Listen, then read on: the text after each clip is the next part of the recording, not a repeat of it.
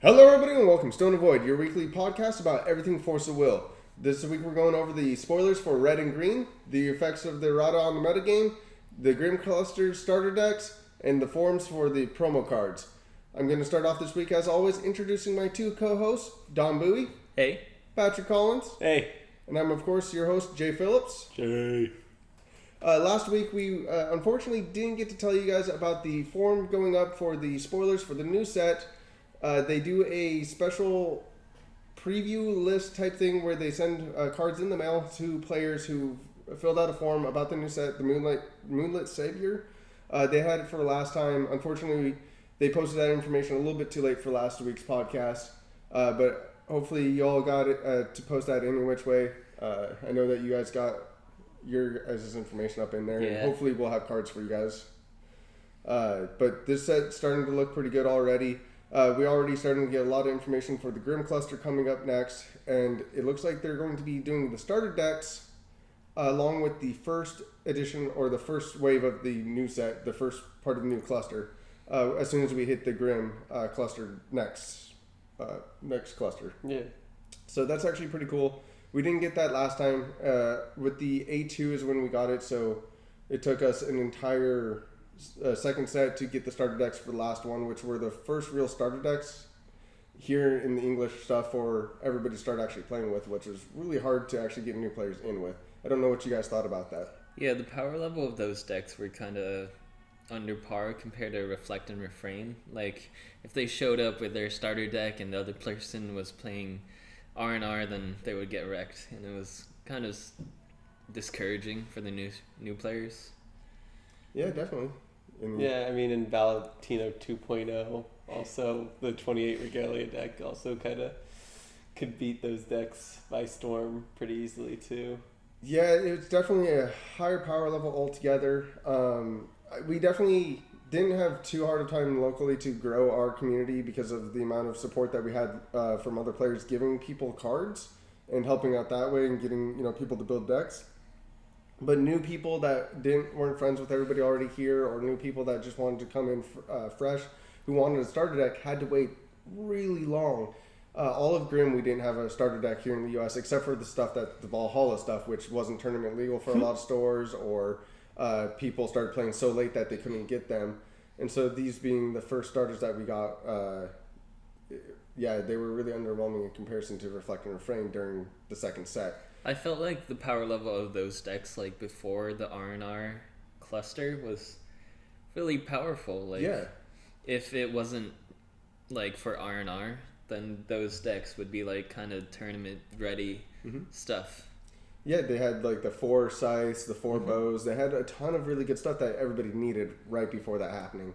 Of course, the biggest problem that we're talking about is the R&R, which luckily there was an errata that we talked about last week, and our last podcast that we had with you guys, we actually talked about that being going to effect the very next day. So it's been about a week for us here, and by the time this comes out, it's about a week and a half that the errata is going to be in effect. So we don't know everything completely right now about how much it nerfs it. But for those of you who don't already know, the errata is Reflect and Refrains on the front side. On its ruler side, if you can only activate the abilities of draw a card, put one on the bottom, plus 200, plus 200, and the last ability is the untap a creature at the end of turn. All those put a counter on Refrain. You can only do that during your turn now and no longer during your opponent's, which is a significant change, I think. Yeah. It definitely slows down the game, for sure. It slows down the game a lot, and I feel like cycling and all that stuff is weaker. Because of like half of it, so combo decks are weaker, but aggro decks still benefit off that +2/+2 aggro like swing, and the defending player can't like effectively block it with their own +2/+2. So well, it also made a lot of cards stronger and even more significant. Like orbs are much more valuable now, just for that race of the counters. And then also that with that in turn makes Heras and barriers stronger too, just for the counter. Being able to knock those things off is really important now. And there's a lot of decks that are a lot less viable. The deck that we were playing at the tournament, the turn 1.2 like feasting trick is all but dead now, and it slowed down a lot of things that way. So much so that we're here at Legends Comics and Games in Capitola, but we have two sister stores, one down in Fresno and one up in Cupertino. And I was traveling around over the past week up to the other stores doing normal manager stuff. Stopping up at Cupertino, I actually stopped, watched a couple of players testing out Bahamut against Refrain, and it was actually doing pretty decently. Okay. So to see things like Bahamut coming back because of how much slower Refrain actually is, shows that other rulers are definitely more viable now. Mm-hmm. I mean, I hope to see some more rulers, but hearing Bahamut coming back is not all that fun because there was a long reign of Bahamut. That's true, but because Bahamut's like just kind of, his deck is just, it's very stale. Whereas Refrain, there's a lot of variants that you can go off of that makes it, fun. I mean, it does slow down the game a lot, but still, it's a lot of fun to It's play. because you have so many options, and like the deck is so in depth, you don't know which ability to do or like when to flip, and it's a great ruler. Of course, yeah. I saw like one person really against the errata at the ARG. He said like because Reflect and Refrain like allowed players to play all these decks, it doesn't matter that the J rulers are getting play. It opens up like more possibilities for the decks, and not just J ruler focused. It's like a good neutral ruler, which makes sense, and they're kind of lessening that, and I feel why he like left the game for the but a lot of people get into the game because the rulers, it's such a unique idea. It's kind of like the Commander in the Magic Commander format. Like that's a really exciting thing that like you have this ability to cast this thing whenever you want, even if you have no hand, you can still do stuff. You're not just like dead in the water necessarily in this game sometimes. Yeah, the rulers change a lot when it comes to this game. I've personally enjoyed exploring and testing out all the different rulers, and I definitely don't want to see Bahamut coming back in full force. But I feel like that does help in many ways to open up other decks. As I was playing right before we came to this current meta, I was playing Alexandria, and I was playing a few other decks that could completely beat out Bahamut. So if that's a deck that's out there and viable, I don't feel like it's too far away from, putting another like 10 or 15 decks out there with different rulers and playing up a whole bunch of different decks. I see it as a good opening for more decks. Of course, there's always going to be net deckers that just go for what they see is the best deck and constantly spam that. But, I think... We didn't have too many net deckers at the tournament that we went to, so I don't think that's too big of a thing. I don't think it's that huge of a thing because we're such a small community now, but if we try to grow the game, the first thing that a new player usually does is picks up either one or two things, an event deck type thing that he already has that's pre-constructed and plays with his buddies, or net deck something offline, brings it into his locals, and tries that out just to see if he likes the game. It's usually the best way to know if you're actually into it. Play with a competitive deck, something that you don't have to build out yourself. So that's where that more or less comes in. But we've had a lot of really cool rulers for the next set. I'm super excited for the Primogenitor, super excited for a bunch of other stuff. And the new spoilers for the red deck. Don't know if it's necessarily going to be the best card ever in the new meta, but we definitely got something different for red this time. Total cost, or for judgment, of 14, 12 colorless, 2 red. His name is the Observer. The Observer. He is a wizard, and he does have an ability that slightly makes it cheaper, but not by much. And that's when you may pay 1 less to play this ability for each card in your removed area. So watch out, Dark Alice decks. It's coming straight for you. No. It's an interesting front side. It doesn't really give you much out of that, but the back side, Timeless... Timeline Arsonist. Timeline Arsonist. You know how great I am at reading off all these names. Alysaris? Probably. Sounds cool. Yeah. It's a 1,000 J ruler, which is a decent stat for a J ruler. And when this card enters the field, you may search your deck for a card named Blazing Meter Pools Valsera. I read that. Blazing Metropolis Valsaveria. Valsaveria. I'm so good at reading, guys. It's a hard part. That one's a tough one. Reveal it and put it into your hand, then shuffle your main deck, and then your Resonators you control gain swiftness, target attack, and first strike. And that's a permanent static ability as long as he's your J ruler, so that's amazing. Unfortunately, that's something you kind of want at the start of the game and not after you've exiled 12 cards and played 2 mana later. But who knows if that's actually going to be relevant in the late game. This definitely could see a lot of support, possibly. I've seen a lot of people talking about different ways to make this viable. Mm-hmm. He also has a God Art, which is 2 red and 2 colorless. This card deals 100 damage to each J/Resonator your opponent controls for each card in your removed area. And then you put that many cards from your removed area into your graveyard, so you're able to get them back that way. And that works really cool with like Necronomicon, and it works really cool with a bunch of other fun things. And it's the first real board wipe. Yeah, it's a good board wipe off a J ruler. Yeah, off a J ruler, which is pretty cool. I mean, of course we have Abel, and there's a couple of other board wipes, but this is the first one that hits both the J ruler and Resonators. Like, this is like probably the closest thing that we have to a true board wipe as it is, which I think is awesome. And then this card also supports Ouroboros. Like, come on, Ouroboros finally has a home. What is Ouroboros again? He exiles your whole deck when he comes into play. That is your whole deck. Yeah. And then your graveyard becomes your deck. Library. Oh, okay, that's what it does. That's interesting.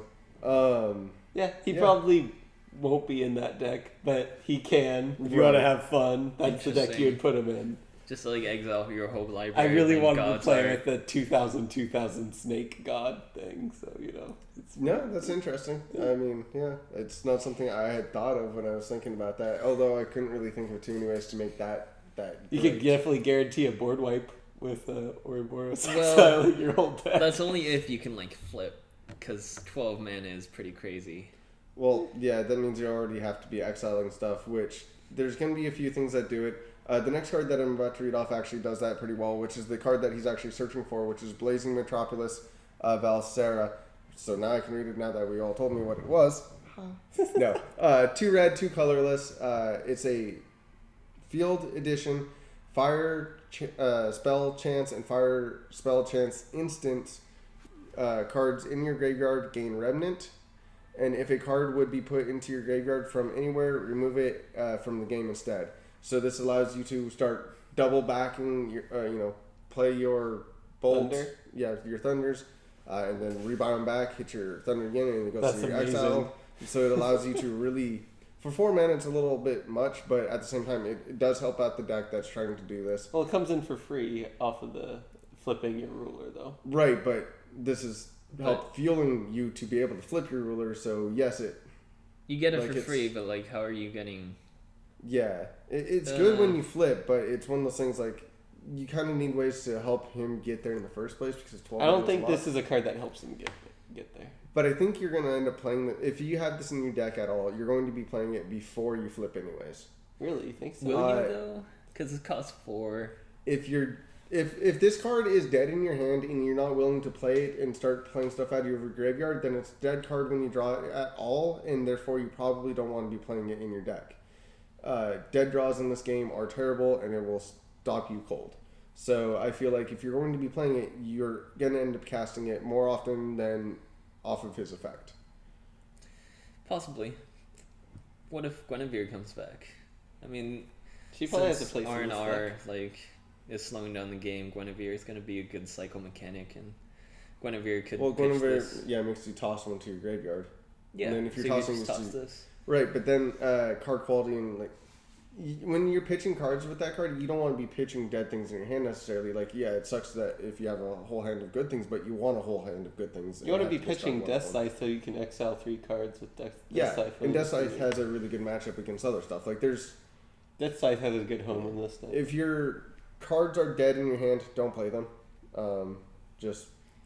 Based off your...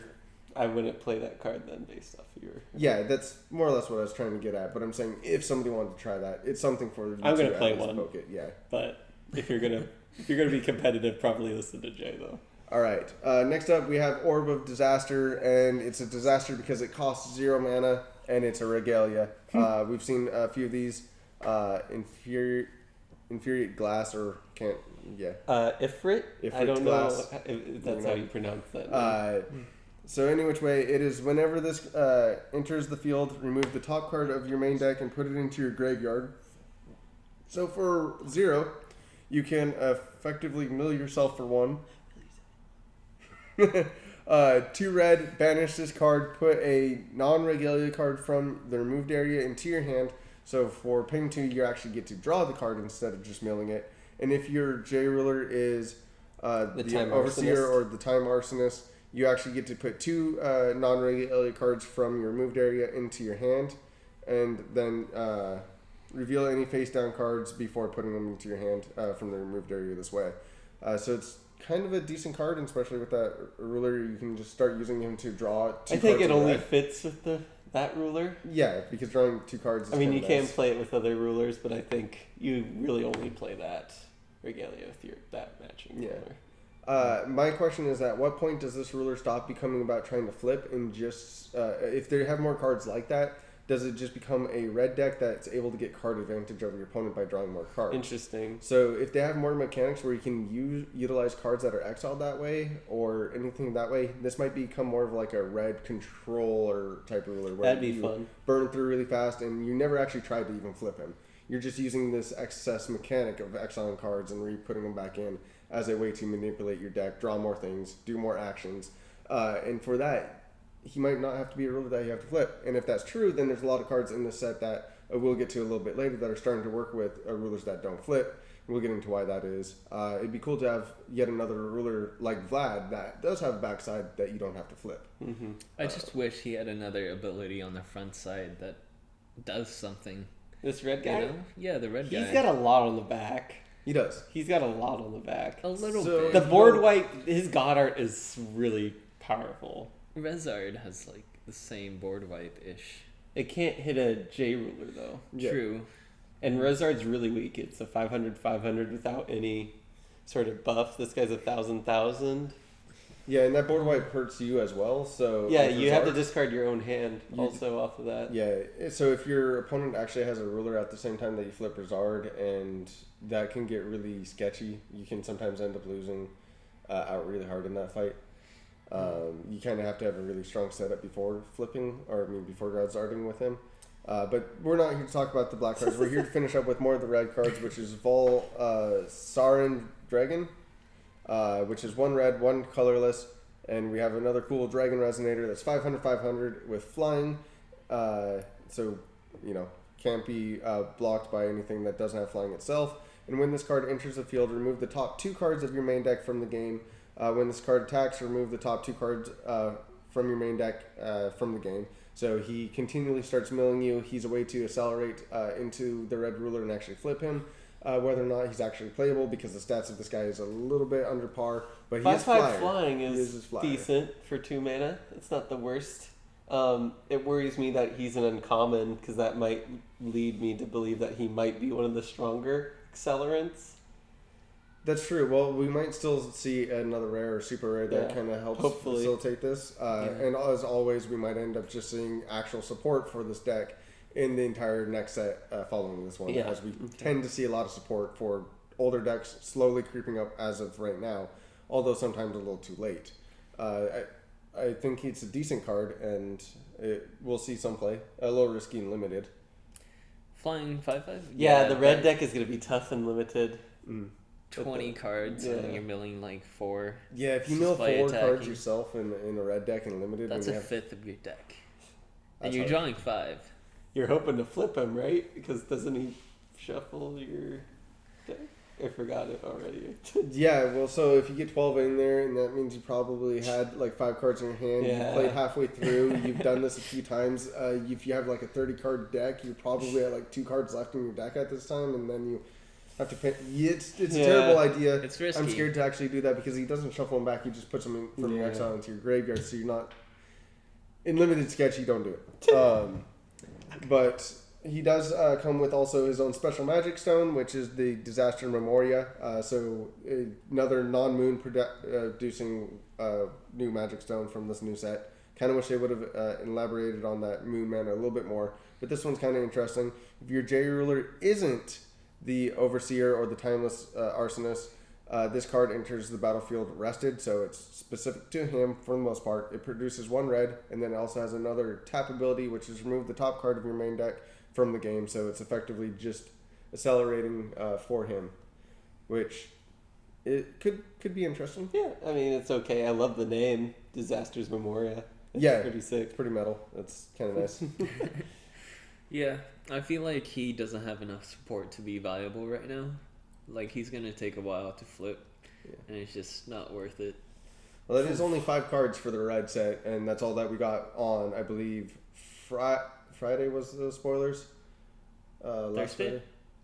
Well, that one was the Tuesday spoilers. Or Tuesday spoilers. Yeah. Next up, we have the Friday spoilers, which was a card that kind of only has a few cards for it to be supported, and it's kind of making its good and bad splashes on media forums and everywhere else. I've heard some people just say this is the worst card in the game, and it's terrible. Other people are like, yeah, this thing's going to be like brokenly good. Yeah, no one's in the middle of the road. No. There's no okay. It's either this card is amazing or this card is crap. Yeah, I have heard a few people say it's like in the middle. Really? And of course, the card that we're talking about right now is going to be the next J Ruler. So it's the last J Ruler of this set. All 5 have now been spoilered.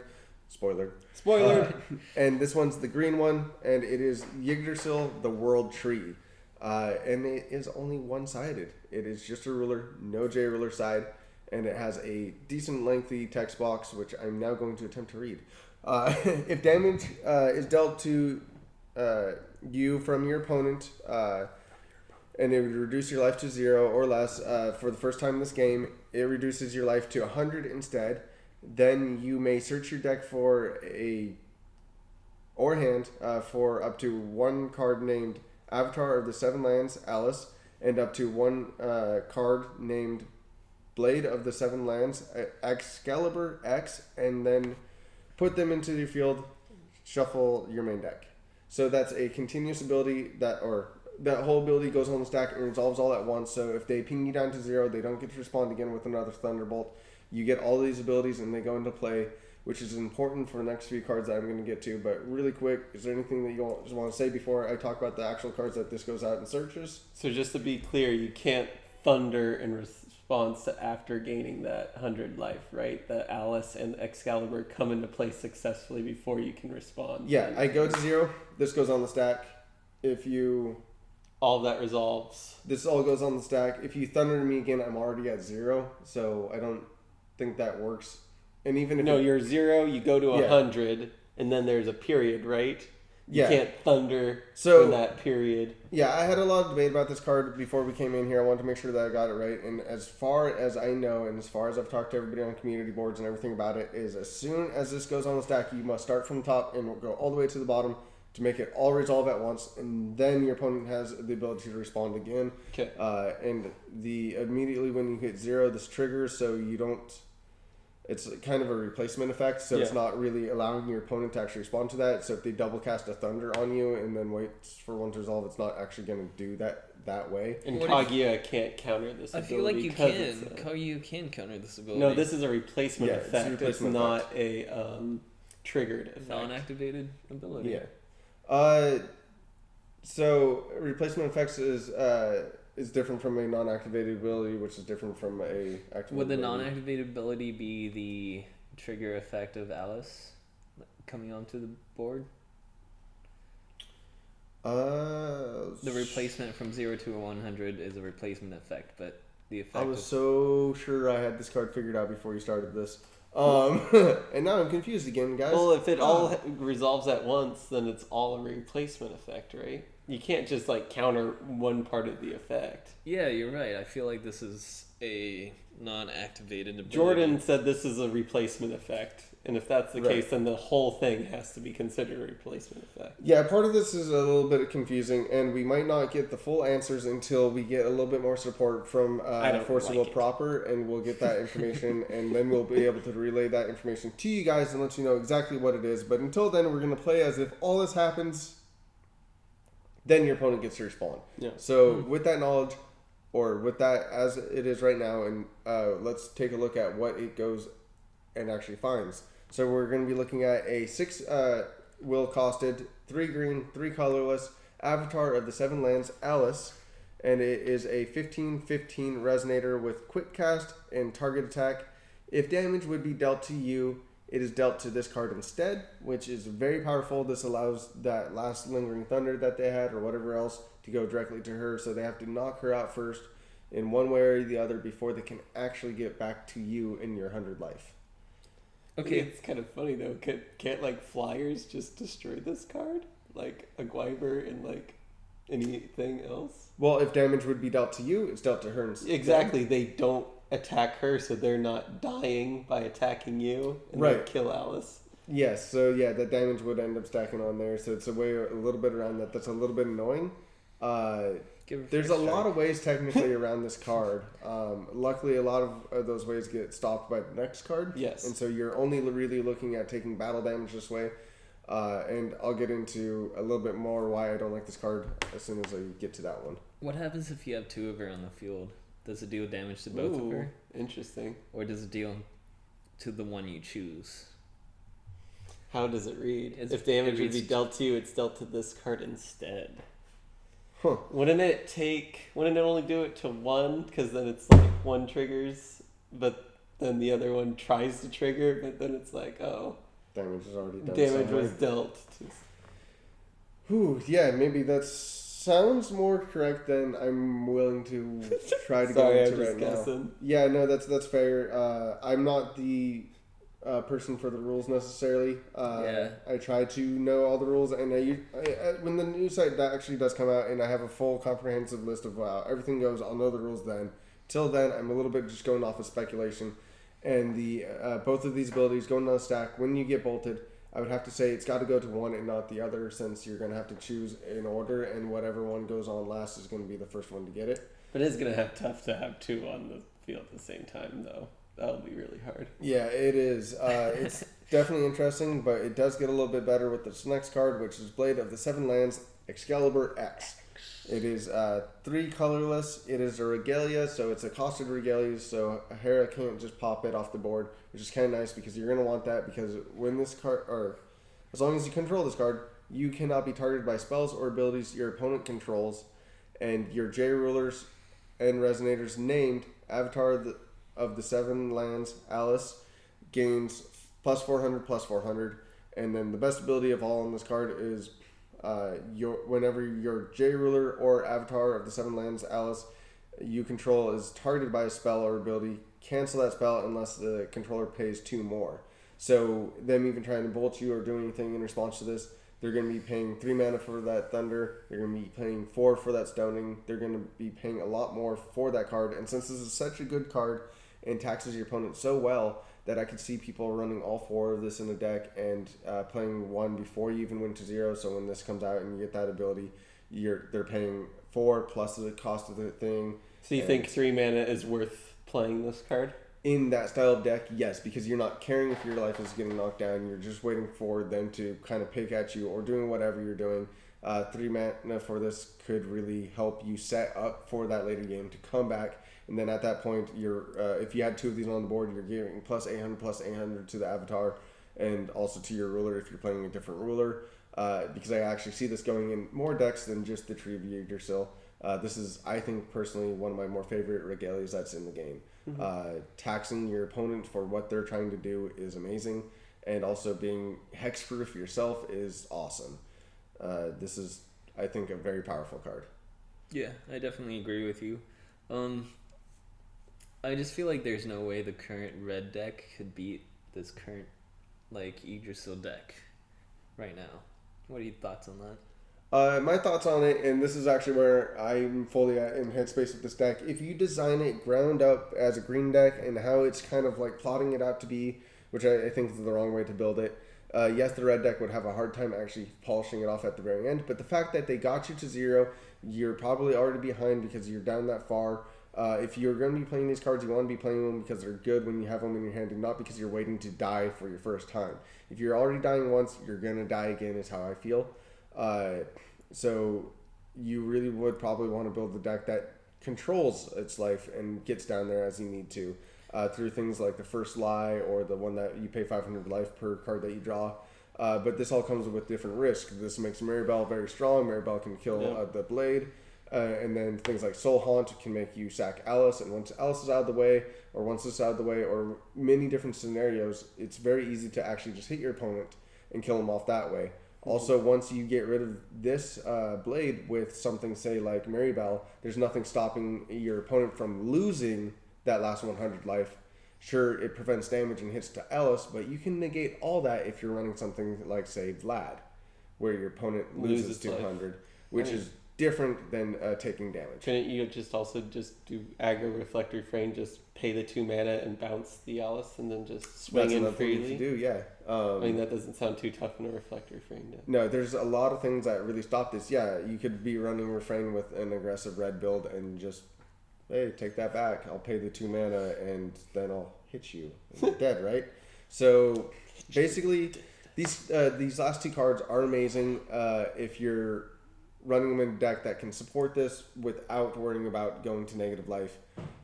Basically, you should be winning a game with a reasonable amount of life, or you're going to be losing it anyways. If you're in a tough spot, you're in a tough spot, and it's hard to get out of those. And I don't think this turns around the game. I feel like red aggro decks kind of lose their steam after early game. Then they would just start running things like black cards or anything that allows them to gain back that little bit of momentum against a deck like this. I think where this really shines is against a format where that red deck exists and in the sideboard. So that way you can side into it and hard counter those decks when they don't expect it. And then when people are playing this deck and everybody expects it, sure, that red deck is going to have to change, but everybody's expecting it and this deck becomes a lot worse. I think this is one of those corner case scenarios where if nobody's able to handle it, it's amazing. But as soon as somebody starts playing it, they're going to counter it. Yeah, I feel you. So, the success of this deck depends on if people play it or not. If a lot of people play it, it's not going to be good, but if few people play it, it's going to be good.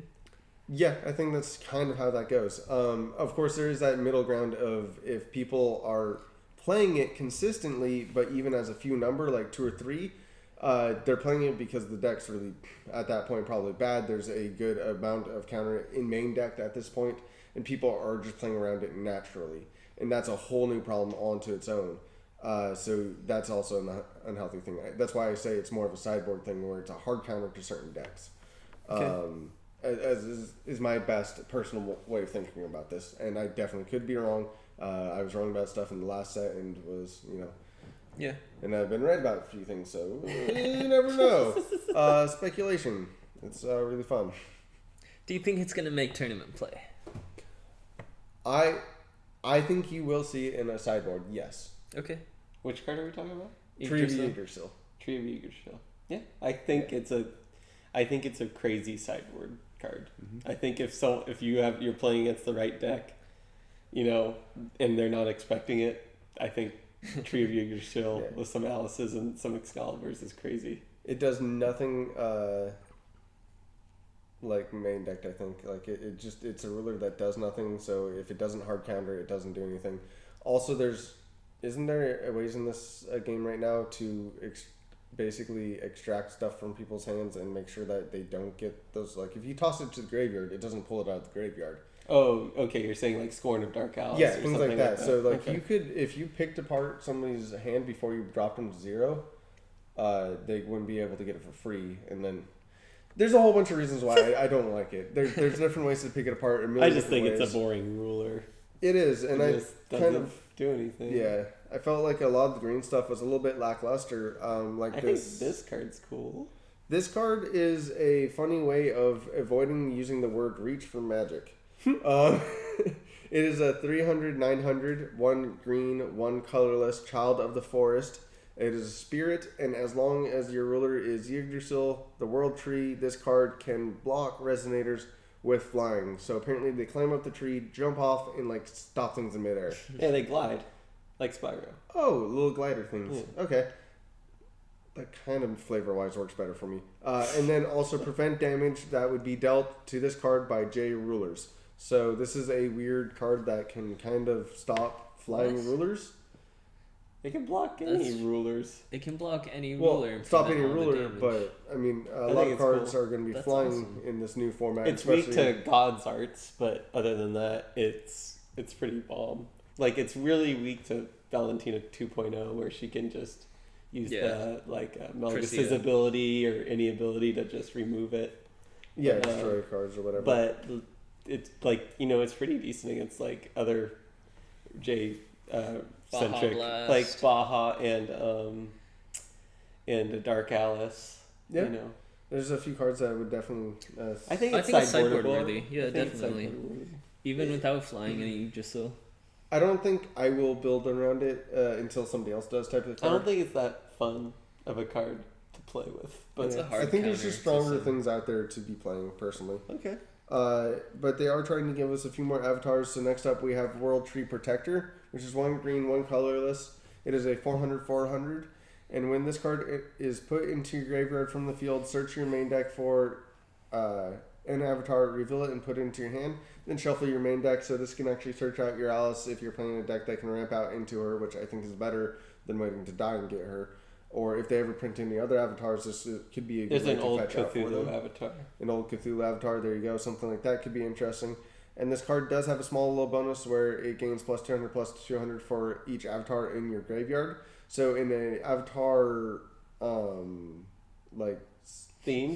deck, this gets a little bit better. We don't really have that right now, or as of right now, we don't. Who knows what the rest of the spoilers are going to be.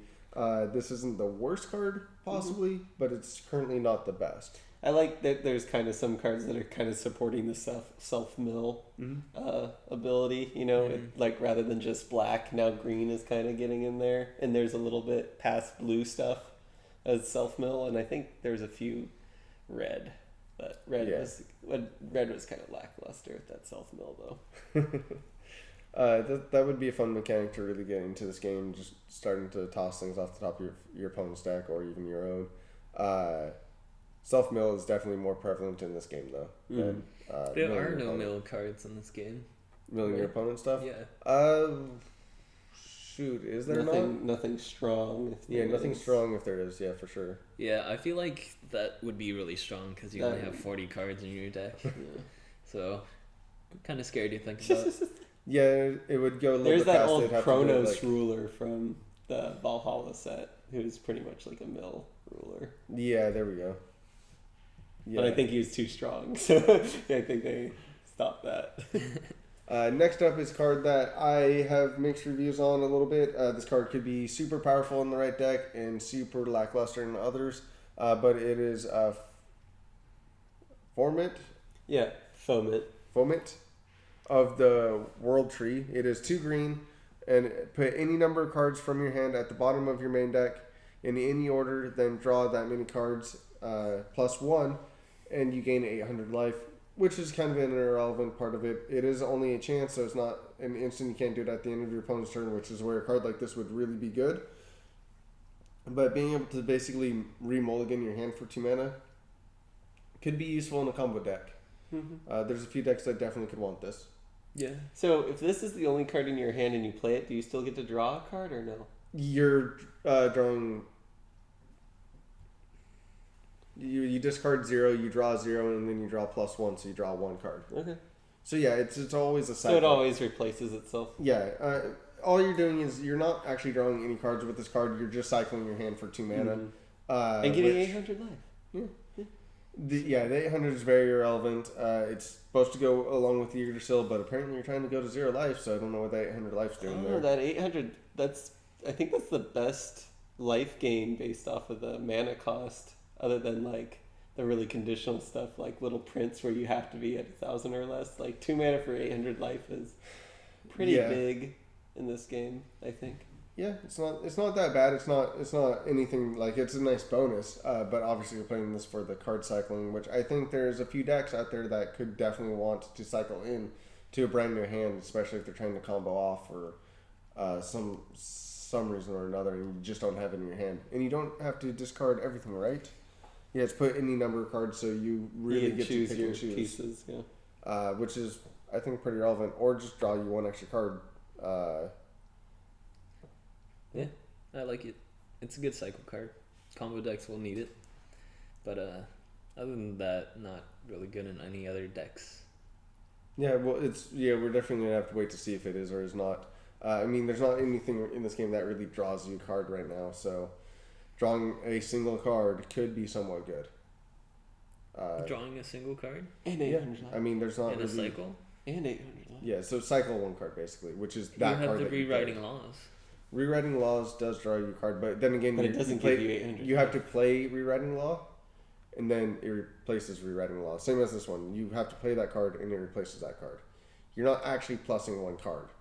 So whenever you have a card that says draw 2 cards, you're technically only getting one additional card from what you had originally. But you are plussing 800 life. Yeah. You do get 800 life. What are you saying? I'm saying that there's like 4 cards in this entire game that give you card advantage or card. This is why Reflecting Flame's so freaking broken, is because it cycled your whole dang hand. I think it's good. I just wish there was more cards that draw dreaming cards. I'm kind of losing focus on what I was going with that one. So you're saying that it cycles? Yes, that's what he was saying. It does, yeah. Okay. Technically, you're not plussing off of it. Yeah. You're just trading one for another. Yeah. I agree. Cool. Last but not least, for the spoilers that we had this week, was going to be Yggdrasil Memorial. I feel like I'm botching that name every time I read Yggdrasil, but everybody else says it the same way, so yay me. Look at that weird kerning. That Y should be closer to that G. And we're gonna... Yeah, sure. Sorry. When you control a J ruler, banish this card is the first thing that says on top of this thing. Yeah, so best unless you're playing Stone can Vlad, Grim, or Yggdrasil, or you're not flipping Mr. Big Red Dude like I was talking about earlier, this card is not something you're going to be playing in any other stone or any of your stone decks with any of your other rulers, unless for some weird twisted reason you want to kill your stones, which could become a thing in the future. We don't know. Until then, we're stuck with this. Which is supposed to be working with the one-sided ruler cards. It taps to produce 1 green, and it is has another ability, which is 1 green, tap, recover target Resonator. Play this ability during your opponent's turn. And the only thing that I can really think about this card is I really hope they keep making cool special stones like this that have alternate abilities that people want to keep playing, so that way I can eventually play that moon that keeps every card that has an ability other than producing will tapped. Because that card would be fun to actually play. Yeah, that would be a cool card to play. And against decks that want to run like 4 of these or 4 of the blue one from the blue ruler, because that one draws you a card and it's nutty broken. If people want to slam 4 of these type of cards into their decks to really make their deck run super efficient and be super awesome with their super tech and whatnot, that moon could start seeing play. I mean, Split is like a better one of that. Well, if they can't cast cards, they're kind of screwed. Well, Split hurts a lot too. Everyone plays Split to win a game if you're running all special magic stones. Right, but yeah, maybe I'm off in Magical Christmas idea, but I like Jay's idea. I just love denying people their mana resources and everything else. Yes, I can win by dealing direct damage to you with this card here, but I'm gonna make you hate the game by not allowing you to play it instead of just killing you. Gonna remind you of Magic. Yeah. I guess that is why everybody stopped playing Magic with me, but either way, guys, that's everything that we had for all the spoilers this week. Is there anything else you guys wanted to go over before we closed up? I don't think so. We kind of went in depth on these cards this time around. Yeah, that was fun. Alright, guys. Well, thank you all for watching. I, of course, was your host, Jay Phillips. And I'm Don Bowie. I'm P-Fish. And as always, thank you for watching, and see you guys next time.